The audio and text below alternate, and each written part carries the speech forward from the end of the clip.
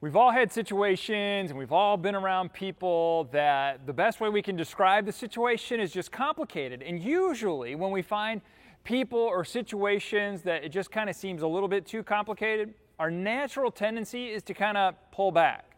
It's to kind of stare a little bit. It's to kind of make sure we have a safe distance from us, which, as we're going to look at today, is something that Jesus tells us that we need to move towards these situations. But when we move towards these situations, it usually costs us something. I know the first time I was kind of evaluating and trying to figure out what these words of Jesus meant, I was a youth pastor, and we had outgrown the space inside the church that we were meeting in. So we built like this temporary structure. It used to be like an outdoor picnic pavilion, and we added walls and put heaters in it, and it was kind of temporary while construction on a new youth facility was being done. So it was basically a construction site. So we're meeting outdoors underneath this, outside in this place, and kids are coming, and we're trying to create environments, and we're trying to create opportunities for kids who are far from God, not interested in God, to connect with God. And we were hoping that kids would come, and they did. I mean, a lot of kids came. Well, one night, this one particular kid showed up, and you could tell that it was going to be complicated. And he comes, and the worship band's up there singing, and I don't know what happened, but he just kind of had enough, and he screams and runs out of the building. Well, while the band's singing, I thought, well, I'll just follow him, and I'll head out there. And so I go outside, and I run after the kid, and I go, hey, is everything okay? And he starts yelling all kinds of expletives at me, just screaming at me. And so I pause, and I just kind of, go, oh, man, seriously, this is so complicated. And I start taking a step towards him, and he goes, don't get any closer. I don't let anybody close, because whoever gets close to me just ends up hurting me.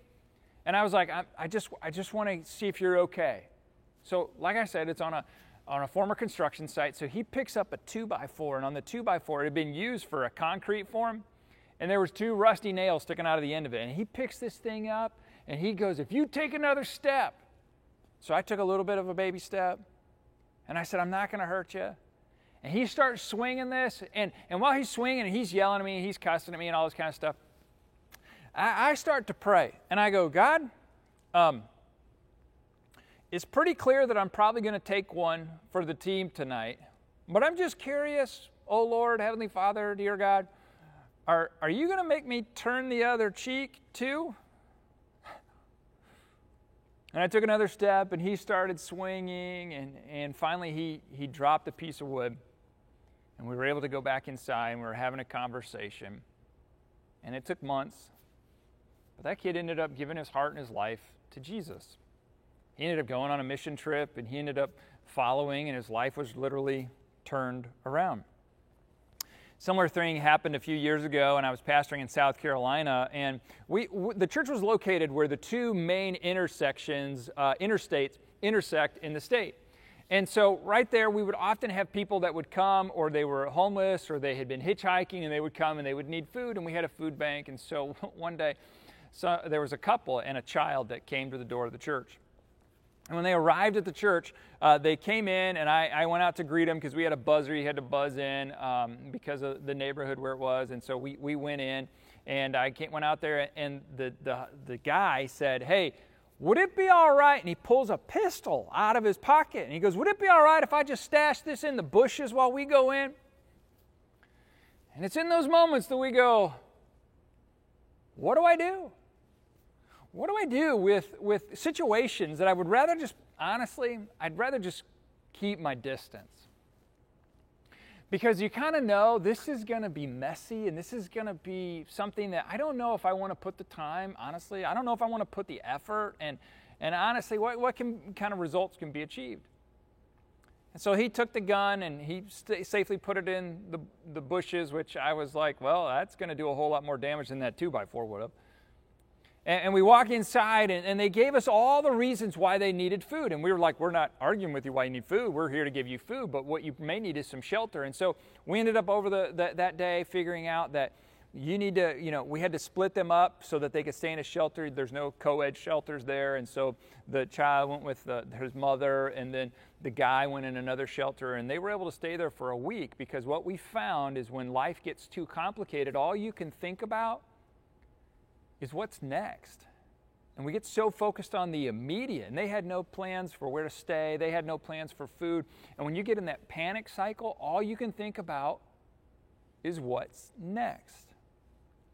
And after they were able to sleep, which is so important to making good decisions, and after they were able to eat for a few days, they began to make some good decisions. They were no longer panicking about what was taking place in their life. And they couldn't see it, but the complexities of their life and how life had become so complicated had literally blinded them from the ability to make wise choices. And then one day, I'll never forget the Sunday, I began walking out the back of the church, and there's this big guy. His head was shaved, and he was just big. And he begins to stop me, and he comes up to after service, and he looks at me, and you could tell, this guy was tough. Yeah, I'm tough too, right? No, this guy was tough. And he says, "Hey, can we speak in private?" And I'm looking at him, and I'm not going to lie. I'm just kind of judging, going, uh-oh, this is going to be one of those days. He goes, "Can we speak in private?" And I'm thinking in my mind, I think it's probably best if we, meet here where there's people, also known as witnesses. He goes, "Well, I'd like to talk to you a little bit." And he says, I just kind of want to go in the other room. So we go in the other room, and I'm sitting there, and it's just one of those situations where you're talking, and I'm just kind of uncomfortable. It made me uncomfortable. And he then starts his story. He starts telling me, he goes, "Well, I just got out of maximum security prison down the road, and I'm on parole right now." And I'm going, I knew we should have stayed out there where all the witnesses were. I just had a feeling that this was going to be a complicated situation. And he starts telling me his story, and I was like, "Well, were you visiting prison?" He goes, "No, I've been there for 10 years. He goes, I walked in on my girlfriend and another man 10 years ago, and I reacted. I responded. And that's landed me in prison." Okay. And he goes, I've been an atheist for most of my life. I don't really believe in God. And he said, but when I was in prison, he said, I would get to go in a van about once a week, and we would go and we would pick up trash on the side of the interstates and the roads, and we'd be wearing our orange jumpsuits. And he said, I was just so embarrassed and so humiliated. And he goes, I would always keep my head down when we were in the van. I would always have my head down, and as the van would go, I just didn't even want to see what life was like on the outside, because it was almost too depressing for me to be a part of. He says, so I keep my head down. He goes, but one day we were at the stoplight, and it was like it wouldn't move. The van wouldn't move, and we were just kind of stuck there, and nothing seemed to be moving. And he said, so I finally just slowly lifted up my head for the first time. And he said, I saw your church. And it was a Church of the Nazarene, he said, and I went to a VBS as a kid in Ohio at a Church of the Nazarene. He said, so I just kind of went, that's interesting. And he said, I went and did my work and went back. And that night, I put my head on the pillow, and I just started thinking, God, if you're real, and I don't really know if you are, but if you're real, would you reveal yourself to me? And he said, that morning I woke up, and there was a New Testament that was sitting on my chest. Now, being a person of faith, I looked him in the eyes and said, no way, come on now. And he whips out of his back pocket in a Ziploc baggie a New Testament. And I said, really, you got it with you? And he goes, yeah, I don't ever want to forget the day that God revealed himself to me. And I said, well, how'd that get in there? He goes, I don't know. A couple years later, I got to go visit the place where he had been, and there were huge, massive, thick steel doors with locks that are much more complicated than anything you can be. And so, honestly, I don't really know how that got there. And he said, and that was the day that I began to start to turn my life around. And he said, yesterday I got out of prison, and my dad picked me up, and he said, son, where do you want to go? And he said, I want to go around to the church around the corner. And he went around the corner, and he knelt outside the church where the flowers were planted, and he prayed a prayer of salvation right outside the church. And he said the church was closed. It was Saturday. No one was here. And he said, I wanted to come back today. And he goes, do you think I'm welcome here? I hope so. He started attending. I'll never forget when he shared his story, the whole story before he was baptized. Watched the video, and we watched that. And he said, do you think people will embrace me knowing who I am and what I've done? And I said, sure. But in the back of my mind, I went, I hope so. Because our natural tendency is oftentimes to just kind of keep our distance, a safe distance. And man, I was so relieved when he was baptized that Sunday and he came up out of the tank. And I have never in my life heard cheers and screams and a celebration like we experienced that day when he was baptized. His life was turned around as a result of following Jesus, and I had the privilege of marrying him and the woman that he had met. So as we begin to go, we realize that in this world, we have complicated situations that are around. We have complicated issues in our family. We have complicated issues in our nation, in our personal community. We have complicated situations with our school. We have complicated situations with our neighbors. We have complicated situations everywhere. Everywhere we encounter complicated things. And it's so much easier to avoid them because when we get close to these situations, they're going to cost us something. They always cost us something. We're going to have to give up time. We're going to have to give up resources. We're going to have to deal with our own fear. We're going to have to deal with our own comfort is going to be challenged. But moving towards the complicated and moving towards the uncomfortable with compassion is what Jesus was trying to explain, and Jesus was trying to let us know and talk to us about, and what we want to do and what we need to do in complicated situations. And so this is a story that Jesus tells when he begins to talk about complicated situations and these complicated people. Jesus knew. When we see people that are outside of our comfort zone or all this, he knew what we were going to do, and so he tells a story. Because one of the teachers in Luke chapter 10, verse 25, it said, on one occasion, an expert in the law, someone who was really religious, someone who was super spiritual, stood up to test Jesus. And they said, hey, question, teacher, he asked, I'm just curious, quick question. What must I do to inherit eternal life? And Jesus says, well, what is written in the law? He replied, how do you read it? How do you interpret it? How do you understand what it's saying? He says, well, the way I read it, it says, love the Lord your God with all your heart, and with all your soul, with all your strength, and with all your mind, and love your neighbor as yourself. And Jesus looks at the man, he says, that's perfect. You've answered correctly. He says, do this, and you will live. But he wanted to justify himself. He wanted to tell his story. He wanted to go, hey, well, let me just kind of explain how this works. And there's some complicated situations, and I don't know if I really want to get involved in that. And I don't want to get into the complicated. So he says, so Jesus, who is my neighbor? And in reply, Jesus tells this story. Love it. He said, a man was going down from Jerusalem to Jericho, and when he was attacked by robbers, they stripped him. They stripped him of his clothes, they beat him, they went away, and they left him half for dead. And a priest happened to be going down the same road, which is great news. A priest came down the road, and when he saw the man looked at him and said, oh, this is a complicated situation. I don't think I want to get involved with this because it's going to take me a lot of time. It's going to be a lot of work, and I just really don't want to do this. So the priest passed by on the other side. So too, verse 32, he said, a Levite, and that's part of the priestly tribe of the 12 tribes of Israel. And he says, so a Levite came into the other place and saw him pass by the other side because it was too complicated. A guy was a mess, and he was just going to take more time than he had to give. But a Samaritan, someone who nobody even talked to, and Jews weren't even allowed to commiserate with and to hang out with and all these kinds of things. Everybody who was listening to Jesus talk about this go, oh, Samaritan, oh, those people are just terrible.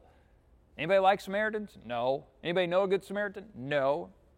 And so Jesus says, well, a Samaritan, as he traveled, came where the man was, and he saw him, and he took pity on him. And he went to him, and he bandaged his wounds, and he was pouring on an oil and wine, and then he put the man on his own donkey, used his own resources, brought him to an inn, and took care of him. And the next day, he took out 2 denarii, took out some money, and gave it to the innkeeper and said, "Hey, can you look after him?" And he said, "I will return, and I know this is going to cost money. I'm not asking you to do this. I'm going to take care of it. I'm going to pay the bill. And when I return, if the expenses go more than what I've just given you, I'll reimburse you for any extra expenses you may have." And Jesus looks at this crowd who's like defaulting like all of us do and go, "Oh my word, that just looks so complicated." And he says, "Which of these 3 do you think was a neighbor to the man who fell into the hands of the robber?" And the expert in the law replied and said, "Well, that was probably the one who had mercy on him." And Jesus has told us to love our neighbors as ourselves. But can we just be honest for just a minute? That's easier said than done. Because we want to know, well, who actually qualifies to be like my neighbor? Who is actually my neighbor? And which people are outside the context of being my neighbor? And how far does our responsibility go? How far does the actions that I need to take extend to the efforts to kind of move into people's complex lives? I mean, how far into the complicated and into the uncomfortable do I have to go and kind of still be able to inherit this eternal life thing? And how inconvenient is too inconvenient?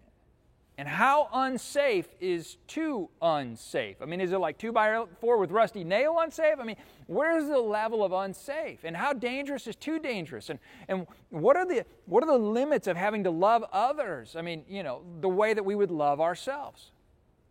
So as a result of all those questions, we usually just kind of pause, and I do it, and you do, we all just kind of do this. And we're hesitant to ask this question, and the question is, how can I help? And if we do ask that, a lot of times we're hoping that there's not a response to that. And I can't speak for you, and I can't put words in your mouth, but as for me, being inconvenienced and having a disruption when things are already so busy and disoriented, that's a struggle.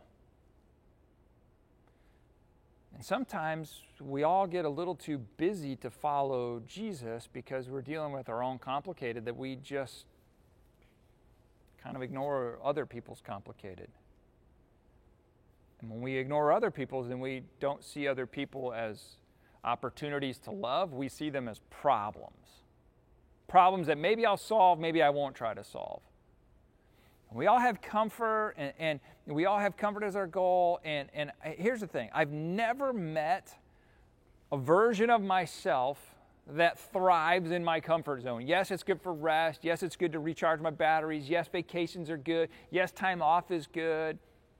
But if we only focus on when I can have that and we don't ever walk into the uncomfortable, then this is what happens to our faith. Boredom in our faith becomes inevitable. And even at this church, even at Gathering Point, and I know some of you maybe from another place and all these kinds of things, I'm sure this is true in your life too. Isn't it true that whenever you get bored in your faith, you know what we think? I need to leave, or I need to switch churches because I'm just bored. It's just not quite doing it for me. And I have other people say, I just needed something new, or I need to go and find something and all this. And what I've usually found, and this isn't true for everybody, but usually what's happened is I find that people that say that they're bored in their faith or bored with church is because they didn't get involved in other people's lives. They stopped moving towards the complicated or the serving, and they stopped being Jesus towards others, and they just started to flip things around and go, what about me? And if you keep coming because you think you need new information or new Bible facts, guess what? That will lead you to boredom. Because if you invest in other people's lives, that's where your faith will never get boring. That's the deep end of the pool. We talk about going deep in your faith. Invest in someone else's complication. Invest in someone else's life. That's the deep end of the pool. It's not information. Because your faith will never get boring as long as you continue to invest and pour out in other people's lives. And that's what Jesus was trying to explain to these people of the law who knew more information than you and I will ever know about the laws of God. Because the opposite of boredom is not entertainment. The opposite of boredom is engagement in other people's lives. In someone else's complicated, not perfect lives, which is good news because your life and my life, we're not perfect either. My life's complex. Your life's complex, and we need one another. And that's why Jesus says, that's who your neighbor is. That's why we invest in stuff like Sleep in Heavenly Peace, and we invest in things like Harbor House. And that's why we invest and we go, and we want to move towards these situations that Jesus says, because engagement is the key to keeping our faith vibrant. So I know, this is an excuse I've used for years too. Well, I can't help everybody. I just can't help everybody. So since I can't help everybody, and we all learn this and we need to unlearn this, right? Because we learned this all in elementary school. In elementary school, if you brought snacks to school and you brought like 2 snacks to school and you decided that you ate one and you wanted to give one to your friend, what did the teacher always say, right? Like, if you don't have enough for everyone, you can't share. And somehow we've kind of carried on that elementary philosophy and we brought it into our adult lives. And it's simply not true. And Jesus modeled this better than anything that he shared about this, but we want to do for one what we wish we could do for everyone. That's what the Samaritan did. Did he go hunting for every person on the side of the road? No, but this was his moment, and he knew, this is my one, and I need to invest in this one. Because often what we'll do is we'll live with guilt, and guilt is not a great reason to do anything, honestly. But we want to do for one what we wish we could do for everyone, and this is what we find, and we need to engage in someone's complex situation, which means right now, in the status of our world right now, that's just an ordinary person. Now, there's other people that have more complexities. But the good news is you don't have to get your act together. You don't have to reduce the level of complex or complicated in your life to begin to do this work. I mean, if we all waited until the complicated was all solved in our lives, nobody would love anyone because we would all be looking at our own complex lives and just begin to think, I don't have time for anyone else because all I can focus on is my own level of complicated. So let's all just try this. Let's do for one what we wish we could do for everyone. The hard reality is that we often don't do for one because we wish we could do it for everyone. But let's just focus on one. Because some of us have just been stuck there in our faith that I wish I could do this for everyone. Well, just pick one. Just pick one this week and love on them. Let's not use it as an excuse or a moment of fear or it's too complex or I'm afraid, because Jesus told this story about the Good Samaritan for a very, very specific reason. He wanted us to model this for us. And then he has this phrase where he would say, now go and do likewise. And I'll be the first to tell you, it's going to cost you something, it's going to be uncomfortable, and our tendency is to just stay on the couch. But try to find one person this week that you can move towards them and love them as your neighbor. Can I pray with you this morning? Father, my life is far from perfect. It's very complicated. And everyone watching and listening today, they have similar lives that are just so complicated and we're filled with fear and anxiety and all those pieces that are just a part of life in 2020. And so, God, would you help all of us to not focus on the complexities of our life, but would you help us to move into the complexities of someone else's life, not to solve their problems, but to love and encourage them, to come up beside them and just come alongside and make a difference to help them invest in them, cheer them on. Maybe we do need to bandage some wounds and help some people out. But God, this is what you said is a part of loving our neighbor, so you're going to have to help us with our own fear, our own apathy, the voices in our heads that just go, I don't think that's a good idea. Would you help us to be safe, but also to challenge our faith as we move into the deep end of the pool? And would you challenge and grow our faith? And we'll be glad and grateful to be called your sons and your daughters. We love you, Jesus. It's in your name we pray. Amen. I want you to continue to think about this and think about that person now, and then come back next week as we continue in this series. But for now, I want you to continue to think about the person you need to invest in this week as the band plays.